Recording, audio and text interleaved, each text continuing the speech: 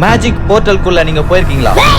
அதுக்காக தான் யஷ்வந்த் 9 வருஷமா இந்த மரத்தடியில உட்காந்து சக்தி வாய்ந்த போர்ட்டலை கிரியேட் பண்ணி அந்த போர்ட்டலுக்குள்ளார போயிட்டு அவனுக்கு தேவையான அத்தனை மந்திர சக்தியும் அவன் உடம்புக்குள்ள ஏத்திக்கிட்டு இருக்கான். கரெக்டா அந்த நேரம் பார்த்து அந்த பக்கமா ஒரு பையன் வந்தான். அந்த பையனை யஷ்வந்த் கூப்பிட்டதுமே ஏன் எதுக்குன்னே கேட்காம அந்த பையன் போய் கம்முன்னு உட்காந்துட்டாங்க. இப்ப யஷ்வந்த் அவனோட வேலையை தொடங்க ஆரம்பிச்சுட்டான். 9 வருஷமா யஷ்வந்த் உடம்புக்குள்ள ஏத்தி வச்ச மந்திர சக்தியில இருந்து கொஞ்சமா அந்த பையனோட உடம்புல செலுத்தினதும் அவனுக்கு என்னமோ ஆயிருச்சு. யஷ்வந்தோட ஆனந்த சிரிப்பை பாருங்க. இனிமே யஷ்வந்த் சொல்ற பேச்சதான் அந்த பையன் கேட்பான். டே தம்பி, அந்த கல் எடுத்து இங்க வை அப்படின்னு சொன்னதும் அந்த பையன் டக்குன்னு அந்த வேலையை செஞ்சுட்டாங்க. அங்க மாட்டு கொட்டாயில பட்டினியா ஒரு கண்ணுக்குட்டி இருக்கு பாரு, அந்த கண்ணுக்குட்டிக்கு இந்த பில்லை கொண்டு போய் போடுன்னு சொன்னதும் ஏன் எதுக்கு நான் எதுக்கு செய்யணும்னு கூட கேட்காம அந்த பையன் அந்த வேலையை செய்யறாங்க. தம்பி கொஞ்சம் அந்த மாட்டு சாணியை அள்ளி போட்டா நல்லா இருக்கும் அப்படின்னு சொன்னதும் சரன்னு போயிட்டு சாணி வர ஆனக்கூடிய எடுத்துக்கிட்டு சூறாவளி மாதிரி சுழண்டி வராங்க. யஷ்வந்தோட 9 வருஷம் மந்திர சக்தி ஒரு நிமிஷம் கூட ஓயாம வேலை செய்யுதுங்க. முழுக்க முழுக்க இந்த பையன் யஷ்வந்துக்கு அடிமையாவே மாறிட்டான். அந்த பையன் அடிமையானதை விடுங்க,